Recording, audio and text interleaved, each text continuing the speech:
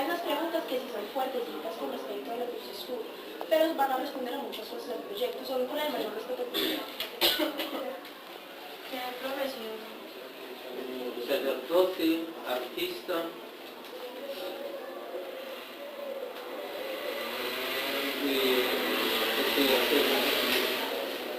El cargo. ¿Qué cargo tiene? párroco y asesor de derechos humanos. Nombre completo. Juan Carlos Velázquez Roa. Ok. Primera pregunta. ¿Cuál cree usted que es el origen del hombre? Pero desde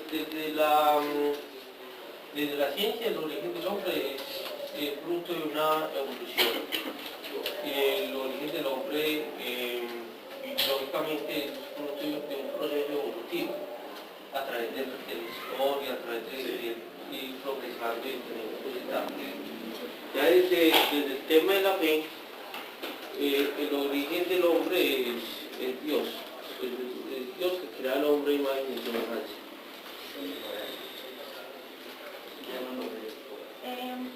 ¿Usted cómo definiría la teoría evolucionista y cómo definiría la teoría creacionista? Bueno, lo primero que hay que partir para dar respuesta a esta pregunta es lo siguiente.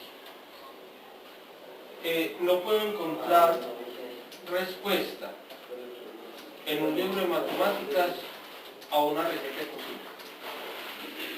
Ni puedo encontrar respuesta en una receta de cocina a preguntas matemáticas. Entonces voy a partir de lo siguiente. A mí me gusta mucho esa explicación que da Galileo cuando dice: la ciencia me dice cómo va el cielo y la fe me dice cómo se va al cielo.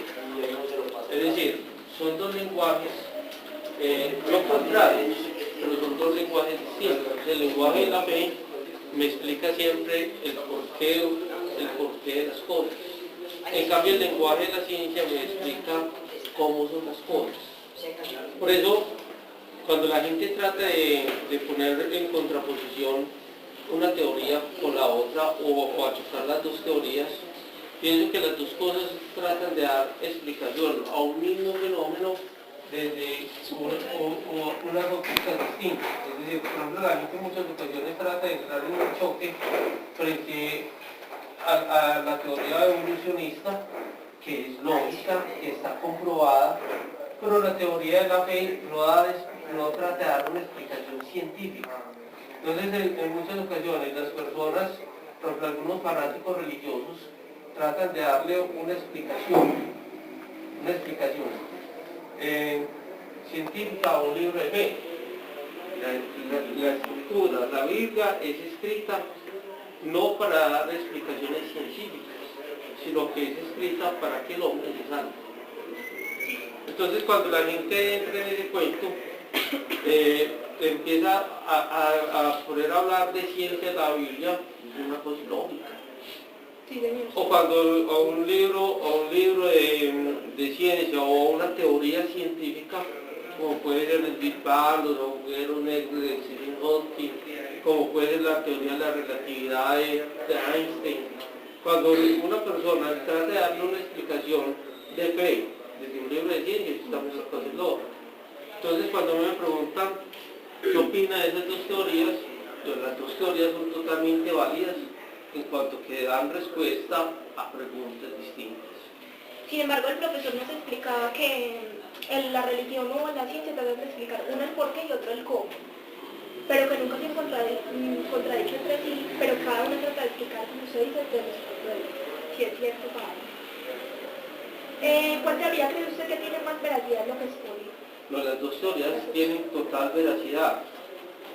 Lo que pasa es, como lo decíamos anteriormente, una teoría da la explicación desde lo científico, desde el método científico, desde la experiencia, desde lo comprobable. Por eso la teoría de la evolución es científicamente comprobable. Parece que la teoría de la fe da una respuesta a otra pregunta. ¿Qué considera usted que es el término socialismo y que sabe cómo contribuyó en el orden del ser humano? Realmente el término socialista empieza desde Hegel. Desde Hegel se empieza a crear esa conciencia, digamos así, el término real Hegel, filósofo alemán. Luego lo toma Carlos Marx. Y cuando el término real socialismo, que es desarrollado en la cultura moderna o en la época moderna después del luminismo, es una conciencia donde se revalúa el Estado, y no solamente se revalúa el Estado, sino que se hace una contraposición a otra teoría que es el liberalismo, patrocinado por Locke y por Hobbes, que son pensadores ingleses. Ahora, cuando se habla propiamente de socialismo, estamos hablando de un concepto moderno que lo desarrollan Hegel y luego ya en su extensión Carlos Marx. Y ya es llevado a la praxis de lo político por Lenin, Stalin, en todos los países comunistas. Ya. Otra cosa. Ahora, dentro de ello, hay que decir, si pudiésemos acoger la palabra pura o genuina de socialismo, podríamos decir, el ser humano es un ser social, es un ser socialista, ¿cierto? Pero también, si fuéramos a coger la palabra capitalismo, liberalismo, el ser humano ha sido soldado para decir. Y si yo le digo a usted, por ejemplo, que según las explicaciones que hemos recibido durante el proyecto, que el hombre se ha desarrollado durante el tiempo por sus actividades, por las exigencias de su trabajo, ¿usted pensaría en eso? Sí. Es más, por ejemplo, en esto me parece muy bonito cómo se explica cómo el ser humano, teniendo una misma raíz genética, se va adaptando a diferentes climas y se va adaptando a diferentes espacios. Por ejemplo, no es lo mismo un negro, para nosotros todos los negros son iguales, pero no es lo mismo un negro de la explanada del África, de las partes del llano del África o de la sabana africana, que un negro de la selva africana. Cambia totalmente su estatura, su contextura física. Claro. Desde su punto de vista, ¿usted cómo cree que la Biblia puede mostrar sus teorías con respecto a lo que Desde la Biblia no trata de explicar el cómo se creó, sino el para qué se creó el ser humano.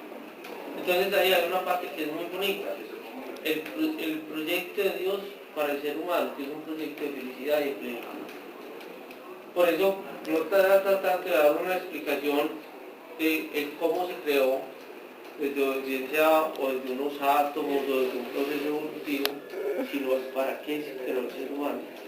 Y termina diciendo, es para ser feliz y para crear, para hacer el proyecto, realizar el proyecto de Dios, que es la plenitud o ser humano de Dios. la Biblia que tanta credibilidad. Uno tiene que tener mucho cuidado cuando uno pone a hablar a la Biblia, porque uno tiene que descubrir lo siguiente. La Biblia primero es un conjunto de libros, es lo primero. Entonces hay libros de poemas, por ejemplo, los poemas, Cantar de los Cantares. Si está enamorado, le da un poema y Cantar de los Cantares.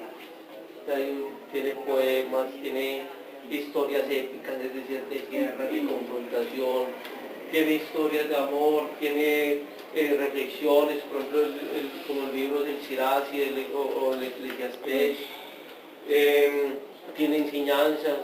Entonces lo primero que uno tiene que tener en cuenta para hablar de la Biblia es que son un conjunto de libros. Lo segundo es que la revelación es progresiva. Es decir, no es lo mismo uno leer un libro del Antiguo Testamento a leer un libro del Nuevo Testamento. Entonces, uno tiene que tener mucho cuidado para no hacer una interpretación literal y explicar el texto en su contexto, es decir, preguntarse qué quería decir el autor a través de un texto determinado y no ponerlo a hablar de qué quiero decir el autor de acuerdo a mis intereses, porque cuando yo pongo a hablar al autor de acuerdo a mis intereses, yo puedo justificar una guerra desde la Biblia, puedo justificar la muerte del otro, o puedo justificar mis aberraciones, bien sea de carácter sexual, de mis aberraciones de carácter de poder, o puedo justificar cosas positivas, como la convivencia, el amor. Entonces uno tiene que saber interpretar el texto en su contexto. Entonces no tratar de buscar una explicación de acuerdo a mi querer, de acuerdo a mi capricho, sino realmente a lo que dice el texto. Se supone que Dios nos creó. ¿Quién creó a Dios? Cuando uno habla de Dios, Dios no tiene ni principio ni fin. Cuando uno dice que hubo alguien que creó a Dios, quiere decir que Dios tiene principio que va a tener fin. Así como Entonces, sí. Entonces cuando me preguntan quién creó a Dios, realmente nadie creó a Dios porque todo es eterno, no tiene ni principio ni fin. Ahora, trasladamos ese lenguaje, un lenguaje científico, Dios vive en lo eterno, es decir, fuera del tiempo y del espacio.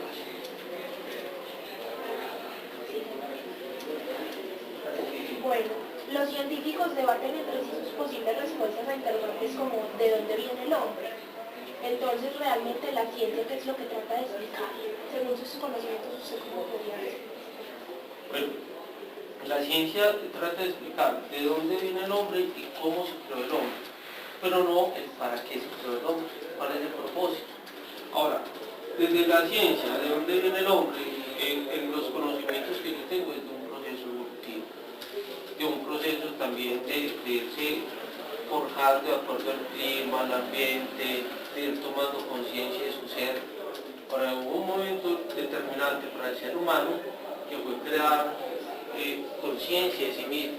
Según los filósofos, es el momento en que el ser es capaz de pensarse a sí mismo, que es lo que predice el ser humano de los animales. Entonces, el ser humano tiene capacidad de pensarse en sí mismo, de interrogarse. Cuando usted se refiere a que el Dios tiene principio y tiene No principio, tiene. no tiene principio y Sí. tiene fin. Hay que entenderlo, no tiene principio ni tiene fin, porque si Dios tuviera principio y tuviera fin, no sería Dios, sería limitado por nosotros. Y cuando uno dice Dios no tiene principio ni tiene fin, quiere decir que es eterno. Sí, es paradójico. O sea que no es el único que tiene el poder para crearnos a todos. Eso como lo explica, o sea, por espontaneidad o porque... Es un platico Investigando los científicos es el átomo de Dios. Ellos llaman así el átomo de Dios, que quiere decir que es el átomo de donde se puede crear vida, o la molécula de donde se puede crear vida. Ahora, ¿quién puso que esas dos moléculas diminutas hicieran fricción o se pusieran en movimiento? Sí, y una célula. Sí. Yo quería una cosa. Pues yo, o sea, es verdad lo que se nos dice. Las ciencias nos explican el cómo y la religión nos explican el para qué.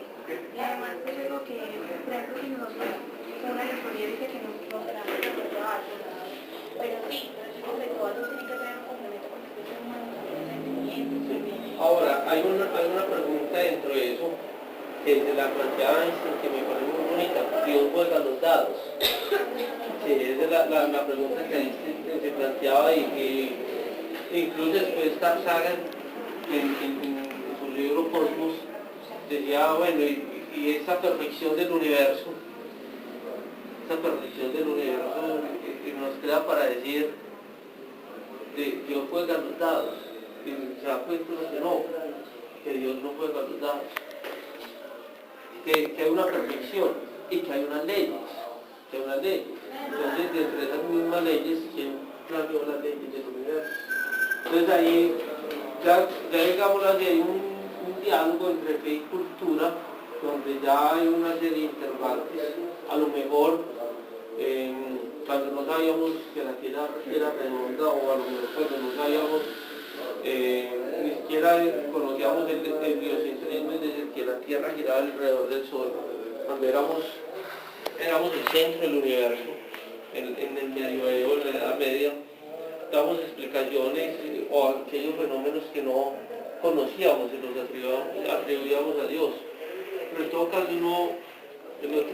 es un error uno tratar de encontrar una explicación científica a Dios, porque Dios supera las explicaciones científicas. ¿Por qué digo que Dios supera las explicaciones científicas? Porque va mucho más allá del ser inteligencia. Va mucho más allá del ser inteligencia. ¿Usted cree que la ciencia y la religión se complementan entre sí? En muchos casos se complementa. En muchos casos se complementa, pero no se nos puede olvidar el comienzo de esta explicación que yo daba, que trata de dar respuesta a una misma realidad de dos perspectivas. Ahora, la ciencia, por ejemplo, hablando de la ciencia, no solamente en el sentido de la física cuántica o de la cosmología, que trate de dar explicación al universo, o no solamente desde la biología, sino que, por ejemplo, también desde otras ciencias como la misma psicología o la medicina, es un complemento lógicamente para que el ser humano crezca. Entonces uno dice, bueno, en muchas ocasiones, por ejemplo, cuando me hacían la pregunta del socialismo, gracias al socialismo y a la teoría historicista de Hegel y de Marx, se puede hacer las interpretaciones bíblicas actuales son basadas en ellos, es una línea o un pensamiento historicista. Entonces dan una explicación a ello, por ejemplo, como Eugen Drehermann, que es un teólogo alemán, que se vale de todo el psicoanálisis para dar una explicación, por ejemplo, a los evangelios. Entonces, en muchas ocasiones la religión se sirve de la ciencia para complementarse, para dar una explicación lógica, racional o hablar del mundo de hoy. Sí, yo pongo un interrogante aparte de si la ciencia o la religión falta eso lo que es una. ¿Tú crees que hay un completo? Necesariamente, es que, miren, el ser humano tiene tener capacidad de sorprenderse. Son, digámoslo así, innatas en el ser humano tres cosas que son la mitad del ser humano, al sorprenderse. El ser humano hace ciencia, religión y arte. Es lo que nos distingue de los animales. Entonces cuando usted me pregunta si faltara, por ejemplo, la ciencia, falta el ser humano. Si falta la religión, falta el ser humano. Si falta el arte, falta el ser humano. Que esas son las tres esencias. ¿Qué tiene que ver el arte en la religión? Mucho, porque el arte siempre habla del espíritu humano. Y a través del arte el ser humano expresa sus sentimientos y plasma la ciencia y la religión. ¿Es posible tomar los registros fósiles como una prueba de nuestra existencia o evolución? Pero no solamente, yo me atrevería a ir más allá, no solamente los registros fósiles, sino que ahora hay algo muy interesante. Hablar de registros fósiles es hablar, por ejemplo, para dar una explicación a nuestra evolución. Podríamos decir que es arcaico. Ya tenemos que hablar de los registros de ADN, nuestra memoria de ADN. Sí. Hablar de registros fósiles es hablar de un concepto para dar una explicación científica a nuestro origen. Es hablar de la ciencia del siglo XIX. Hoy en día tenemos que hablar no de registros fósiles, sino de la memoria de ADN, nuestra memoria genética, o los registros genéticos que hay en el planeta.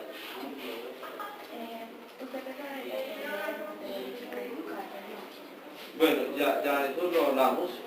De darle origen, desde el origen del ser humano, desde la lucha, desde él retoma toda la teoría de la dialéctica, pero llevada al materialismo. ¿Qué es la dialéctica? Si quiera una tesis, una antítesis, diría así.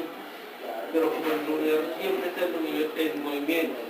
Entonces, el ser humano y la evolución va progresando en eso, en un movimiento constante. El ser humano, el universo está en un constante movimiento. Es decir, siempre se está evolucionando y más. Nosotros hoy en día estamos evolucionando. Y les voy a probar una cosa de la evolución. Si usted coge a un indio, a un nativo, a un aborigen, tiene cordales. Muchos de ustedes ya nacen sin cordales, o las cordales ya no les tienen, o no les salen, o las tienen y no les salen. Eso es signo de la evolución. Entonces, todo el tiempo el ser humano está evolucionando. Lo que pasa es que nosotros no notamos la evolución porque la evolución es muy lenta. 10 años, 10.000, todo viene fundamentado en su libro, bien sea la Torá, la Biblia o el Corán. Cuando se refiere a eso, porque la religión, o sea, todos creemos en un mismo Dios, pero cada religión lo ve de diferentes maneras. ¿Por qué el núcleo, por qué se divide en testigos de Jehová, musulmán? ¿Por qué? Pero hay una explicación muy simple que es esto: todo ser humano tiene experiencia del otro distinto, tiene que hacer de lo otro. Pero yo tengo una experiencia muy distinta frente a mi mamá. Y mi hermano tiene una experiencia, siendo la misma mamá, tiene una experiencia muy distinta. Es decir, una experiencia de Dios. Cuando uno entra en un fundamentalismo, por ejemplo, en especial los grupos de iglesias de garaje de Latinoamérica que son fundamentalistas o que son sectarios, piensan que solamente entre su grupo hay salvación. Cuando uno tiene una visión mucho más amplia, uno sabe que mi experiencia de Dios es tan válida como la experiencia de otro ser humano.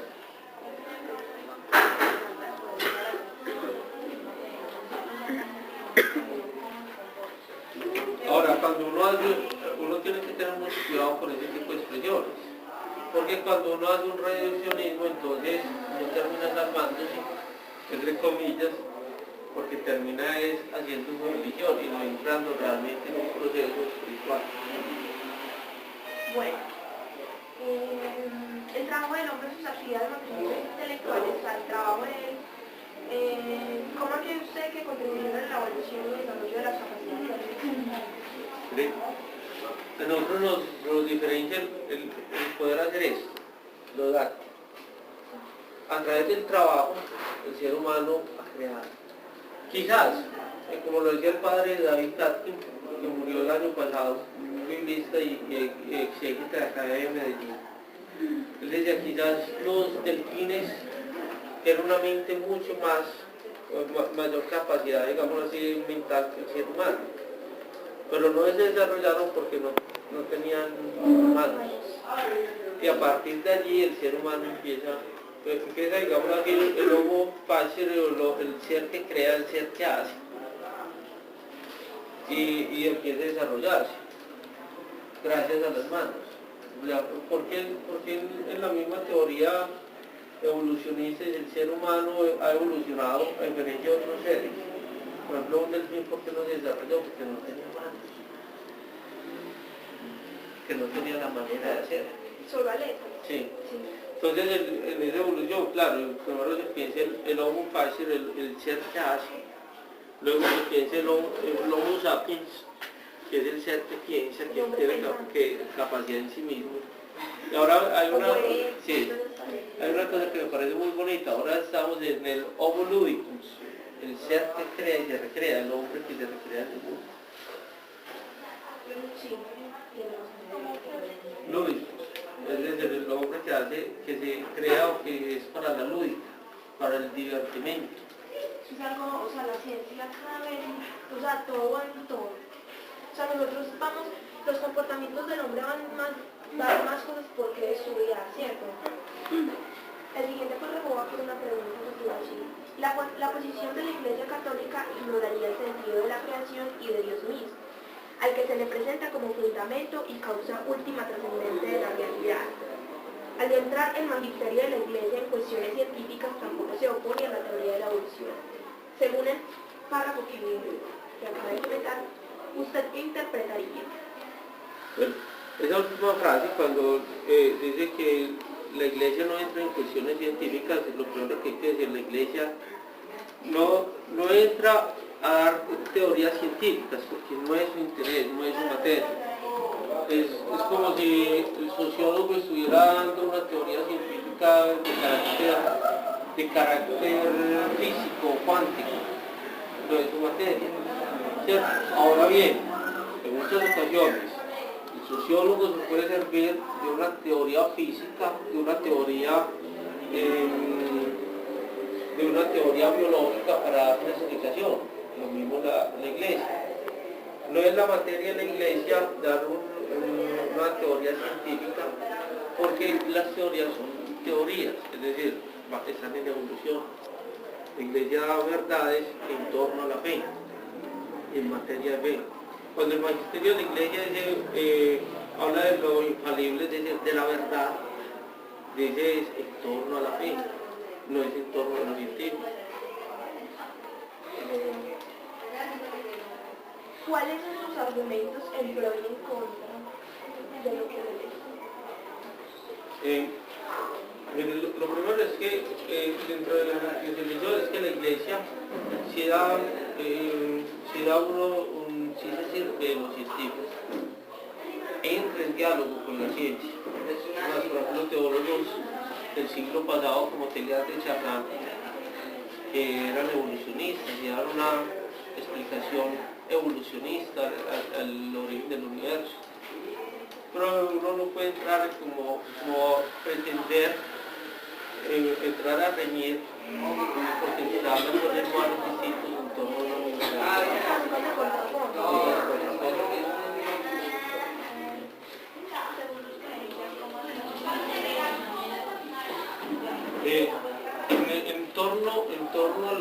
En torno al ser humano ha sido una evolución.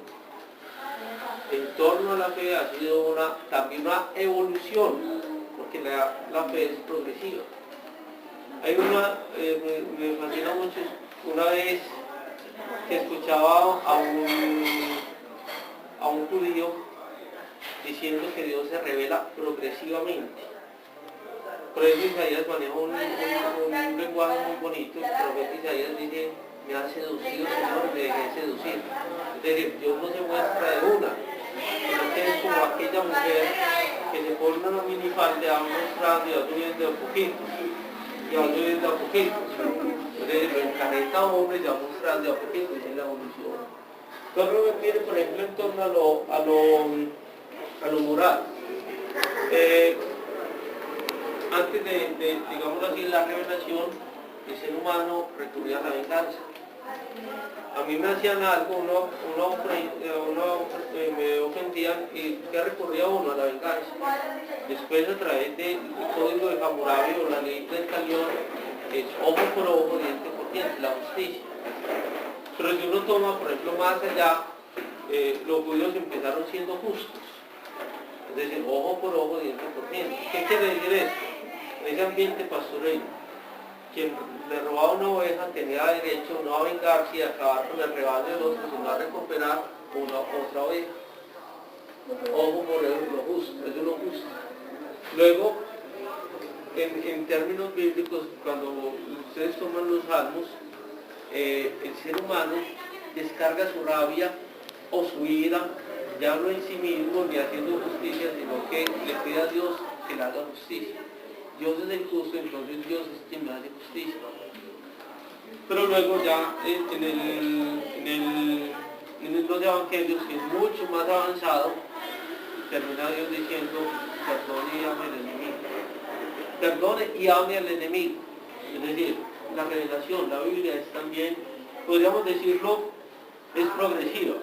No sé si estará bien dicho que la Biblia es evolucionista en cuanto que va mostrando una evolución en la revelación, pero sí es progresiva, está ascendiendo.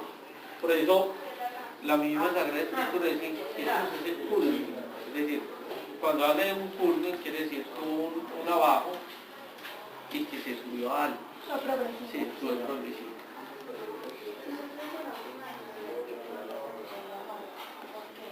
O en esa alternativa se va a explicar eso. Quizás le da razón a la persona. Pero, ¿Qué teoría se apoyaría más? no, eso depende del ámbito que me estén hablando. Si me están hablando en términos religiosos, me apoyaría lógicamente para dar una explicación en lo religioso. Es decir, si estoy en un ámbito donde una persona me esté preguntando por qué el ser humano, para qué estamos aquí, para qué estoy aquí, por qué no puedo matar al otro, por qué, cuál es el plan de Dios con mi vida, entonces de ahí recurriría a un término religioso. Si me preguntan cómo se dio esto, entonces recurriría a un plan de lo científico. De acuerdo a la pregunta que me hagan, es la respuesta. Si a mí me preguntan cómo es mi mamá, recurro al plan de los sentimientos. ¿Cierto?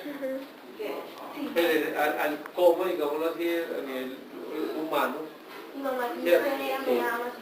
Pero si me preguntan en torno a lo físico, entonces estaría describiendo, digámoslo así, haría una descripción más científica, no sentimental.